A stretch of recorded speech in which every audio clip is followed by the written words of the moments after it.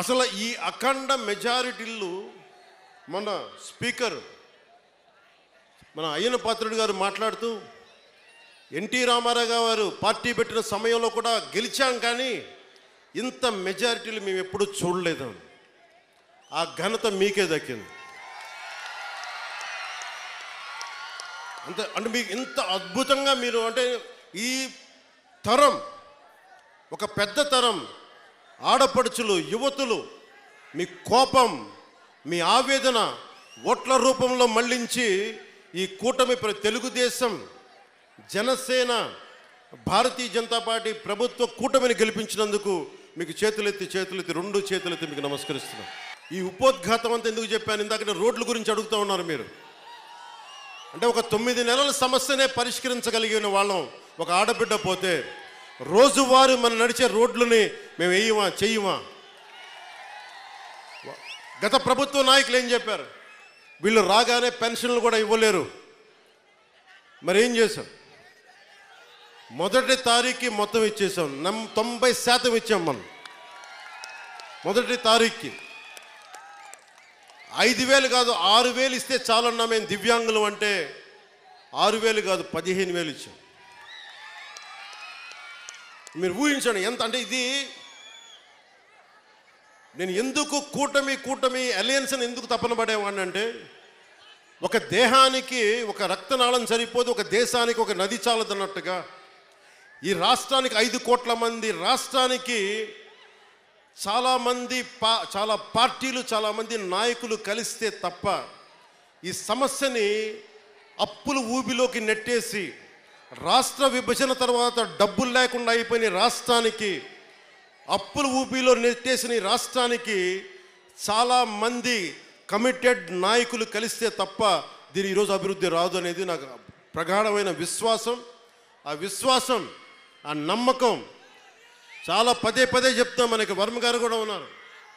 తెలుగుదేశం అధినాయకులు శ్రీ గౌరవ ముఖ్యమంత్రి శ్రీ నారా చంద్రబాబు నాయుడు గారు, ఆయన అపారమైన అనుభవం ఎందుకు కావాలని అడిగానంటే, మొదటి తారీఖు పెన్షన్లు రావాలి అంటే రాష్ట్ర ఆర్థిక లావాదేవీల్ని ఆయన అర్థం చేసుకున్నంత నేను కూడా అర్థం చేసుకోలేను. ఆయన సమర్థత కావాలి, ఆయన అనుభవం కావాలి.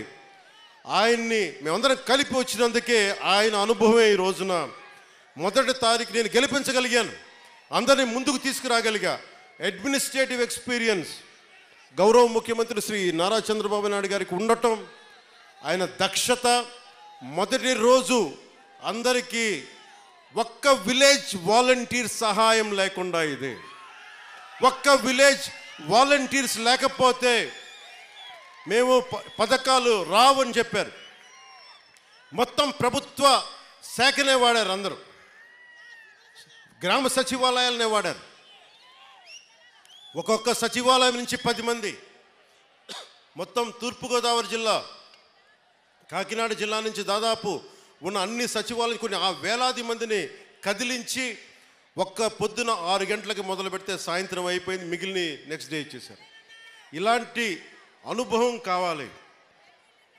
నా దగ్గర ఏముంది? చంద్రబాబు గారి దగ్గర అపారమైన అనుభవం ఉంది. నేను మనుషుల్ని కలపగలను. అది ఒక అన్యాయం జరిగితే నేను గొంతెత్తి మీ పక్షాన పోరాటం చేయగలను. నేను నేర్చుకుంటాను. ఈ రోజున పంచాయతీరాజ్ శాఖ వ్యవస్థ గురించి ఫైల్స్ చదువుతా ఉంటే ఒకటే అనిపించింది. శుభ్రంగా చిన్నప్పుడు డిగ్రీ పోస్ట్ గ్రాడ్యుయేషన్ చేసి చదివే తప్పుండేది కాదు అనుకున్నాను. అన్ని ఫైల్స్ చదువుతున్నాను రోజుకి. ఎప్పుడు నేను అకౌంట్స్ చూడాలి, నా పర్సనల్ అకౌంట్స్, మీ పబ్లిక్ అకౌంట్స్ కోసం నేను చూస్తూ ఉన్నాను. మీకు రోడ్లు కానీ మాకు కొద్దిగా సమయం ఇవ్వండి. మీకు సింపుల్గా చెప్తున్నాను. మనకి 54 పంచాయతీలు కదా, మనకి 53 మన పిఠాపురంలోనే 54 పంచాయతీలు. 54 పంచాయతీలకి ఈ రోజున సమస్య నిధులు లేవు. మనకి నిన్న రివ్యూ చేస్తూ ఉంటే కాకినాడలో క్రయ విక్రయాలు, భూముల అమ్మకాలు, క్రయం విక్రయాలు ఉంటే మనం స్టాంప్ డ్యూటీ కడతాం.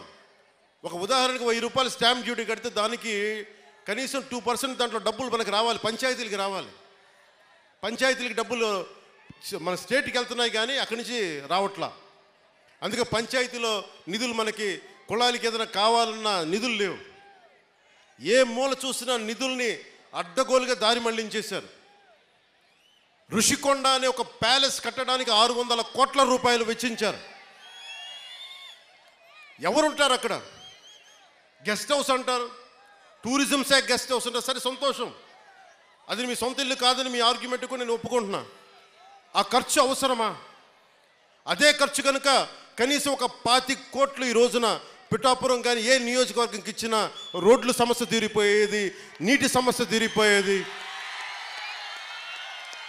డబ్బుని ఎలా ఖర్చు పెడతాం? మీ ఇష్టారాజ్యంగా ఖర్చు పెట్టేస్తారా డబ్బు? 30 లక్షలతో ఎవడన్నా సరే బాత్ టబ్ పెట్టుకుంటాడు, ఎవడన్నా నేనే పెట్టుకున్నాయని. ఇన్ని కోట్లు సంపాదించేవాడు నేనే పెట్టుకోను. మొన్న నా క్యాంప్ ఆఫీస్ తీసుకెళ్ళి మీకు చెప్పండి సార్ ఎలా చేయమంటారు ఉన్నతాధికారులు అడిగితే నాకు ఏం వద్దండి, ఒక్క ఫర్నిచర్ మీరు కొనొద్దు, ప్రభుత్వం డబ్బులు వేస్ట్ చేయొద్దు.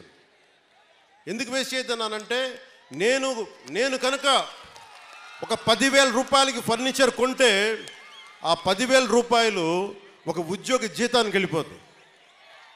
మన సెక్రటేరియట్ నుంచి నా దగ్గరికి వచ్చి మీరు అసెంబ్లీ సెషన్స్ వెళ్ళినందుకు దాదాపు మీకు 31,000 రూపాయలు మీకు రావాలి, సంతకాలు పెట్టండి అంటే, నేను నా పంచాయతీరాజ్ శాఖలో నిధులు లేవు, నేను అలా డబ్బులు తీసుకుంటాను, నాకు వద్దు. నేను చదివిస్తున్నాను, దీన్ని రెలింక్విష్ చేస్తున్నా. 30,000 నేను వదిలేస్తే ఒక ప్రభుత్వ ఉద్యోగికో ఒక కానిస్టేబుల్కో జీతాలకు వెళ్ళిపోతుంది. అంటే ఇంత బాధ్యతగా ఉండాలి అని నేను ముందుకెళ్తున్నా. నా ముందున్న చాలా బాధ్యతలు ఇచ్చారు మీరు. ఇందాక సాగునీటి గురించి చెప్పాను. చాలాసార్లు వర్మ గారు, కృష్ణరాజు గారు, మన జనసేన నాయకులు అందరూ కూడా నా దృష్టికి తీసుకొచ్చింది ఏలేరు శుద్ధగడ్డ ఆధునీకరణ. ఈ దాదాపు పెద్దాపురం నియోజకవర్గం నుంచి కూడా దీనికి ఫలితం ఉంటుంది. దీనిని ముందుకు తీసుకెళ్ళి నాకు కొద్దిగా సమయం కావాలి ఇది హ్యాండిల్ చేయడానికి, దీన్ని ముందుకు తీసుకెళ్ళడానికి. నిన్నే అధికారులతోటి సమీక్షలో మాట్లాడాను. అలాగే పురోహితిక దేవాలయం అమ్మవారిని కేంద్రంగా చేసుకొని పిఠాపురాన్ని ఆధ్యాత్మిక కేంద్రంగా చేసుకొని టెంపుల్ సర్క్యూట్, టెంపుల్ టూరిజంని డెవలప్ చేస్తాను. మొన్నే అడగండి, ప్రధానమంత్రి గారిని కలిశారు. ప్రధానమంత్రి గారిని కలిస్తే ప్రసాద్ స్కీమ్ కింద దాదాపు మనకు 100 కోట్ల నిధులు వస్తే ఆ నిధులు టెంపుల్ పెట్టడం వల్ల చాలా ఎంప్లాయ్మెంట్ వస్తుంది. ఈయన అదే పంపించాను.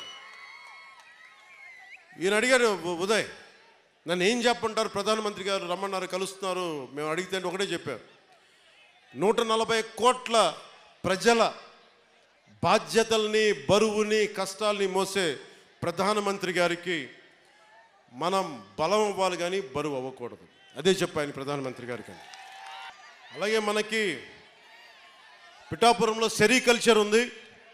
ప్రతిసారి చిత్తూరు కానీ లేదంటే మనకి ఆ ముడిసరుక్కి మదనపల్లి హనుమాన్ జంక్షన్కి వెళ్ళాల్సి వస్తుందని చెప్పి నా దృష్టిలో ఉంది. దానిని ఇక్కడే చేసే ఆప్టిమైజింగ్ సెంటర్, రీలింగ్ సెంటర్ని ఇక్కడే ఏర్పాటు చేస్తాం. దాని గురించి కూడా మాట్లాడుతూ ఉన్నాం. అలాగే ఉత్పత్తిలో విత్తనాలు మరియు బహుళ పంటలకు సంబంధించిన చాలా డిమాండ్ ఉందని కాబట్టి ఇక్కడే విత్తన కేంద్రం ఏర్పాటు చేయాలి. దాని తగ్గ ఏర్పాట్ల గురించి కూడా అధికారులతో మాట్లాడుతూ ఉన్నాను. దుర్గాడ గ్రామంలో మాకు మిర్చిని కొట్టే థ్రాషింగ్ ఫ్లోర్ కావాలి అంటే దాన్ని కూడా ముందుకు తీసుకెళ్తా ఉన్నాం. గొల్లప్రోల్లో ఉద్యాన పంటలు ఎక్కువ, దానికి కోల్డ్ స్టోరేజ్ని మాట ఇచ్చాను, అది చేసి పెడతాను. ముఖ్యంగా మనకి ఈ పశువుల సంత ఉంది ఇక్కడ, అది నాకు తెలిసి ఈ రోజు నుండే ఆ పని మొదలవ్వాలి. ఎందుకంటే నిన్నే ఎగ్జిక్యూటివ్ మనకు ఆర్డర్ వచ్చింది, జీవో వచ్చింది, అది ప్రారంభించాం. అది నిన్నే అధికారులు వచ్చి నా దగ్గర చూపించారు. అలాగే మన ఉప్పాటి నుంచి వస్తామంటే పొందాక కూడా కనిపించింది మన Kotagummam junction railway gate flyover, అందరు ఆగిపోతా ఉన్నా, నాకు బాధగా ఉంది. ఉదయ్కి ఒకటే చెప్పాను, నేను ఇప్పటిదాకా ప్రధానమంత్రి గారిని ఉప ముఖ్యమంత్రి స్థానం తర్వాత వెళ్ళి కలవను. నేను ఆయన కలిసినప్పుడు మొట్టమొదటిగా అడిగేది మన కోటగుమ్మం జంక్షన్ రైల్వే గేట్కి ఒక ఫ్లైఓవర్ కావాలి. ఆల్రెడీ దాని గురించి పని మొదలు పెట్టేశాను. నేను అడిగింది ఏంటంటే ఎంతకాలం పడద్దని అడిగాను. సంవత్సరంన్నర, సంవత్సరం 8 నెలలు కాదు, నాకు సంవత్సరం లోపు అయిపోయేలాగా ఏం జరగాలో చెప్పండి, ఎవరిని కదిలించాలో చెప్పండి, కేంద్రం ఢిల్లీకి వెళ్తే ఎవరితో మాట్లాడాలో చెప్పండి, నేను మాట్లాడతాను. డబ్బులు తీసుకొస్తాం. ఇది మీరు అనుకున్న దానికంటే కూడా చాలా తొందరగా కోటగుమ్మం రైల్వే జంక్షన్ని మీకు ట్రాఫిక్ అంతరాయం లేకుండా వచ్చే బాధ్యత మేము తీసుకుంటాం. అది చేసి పెడతాను. అలాగే ఆసుపత్రి, మన కమ్యూనిటీ హెల్త్ సెంటర్ ఉంది. పొద్దునే పని మొదలుపెట్టాం. ఇది చాలా తక్కువ కాలంలోనే ఒక సూపర్ స్పెషాలిటీ హాస్పిటల్